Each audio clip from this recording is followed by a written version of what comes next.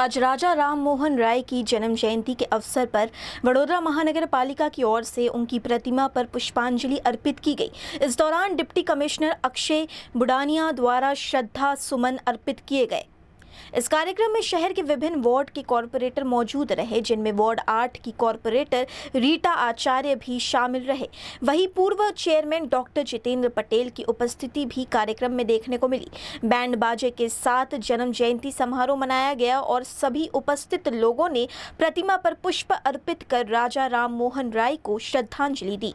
आज वीएमसी द्वारा माननीय काउंसिलरश्रीओ અને પૂર્વ સ્ટેન્ડિંગ સમિતિ ચેરમેનશ્રીની અધ્યક્ષતામાં અહીંયા રાજા રામ મોહન રોયજીના જન્મતિથિ નિમિત્તે એમને સન્માનિત કરવામાં આવે છે, એમને યાદ કરવામાં આવે છે અને માલાર્પણ કરવામાં આવે છે। રાજા રામ મોહન રોયજી દ્વારા બ્રહ્મો સમાજની સ્થાપના કરવામાં આવેલ હતી। બ્રહ્મો સમાજ દ્વારા ઘણા બધા જે અંગ્રેજોના સમયમાં આપણે ત્યાં જે કુપ્રથાઓ હતી, સતી પ્રથા હતી, અંધશ્રદ્ધા હતી, એને દૂર કરવા માટે, સમાજ સુધાર કરવા માટે ઘણા બધા મોટા કામો કરવામાં આવેલ છે।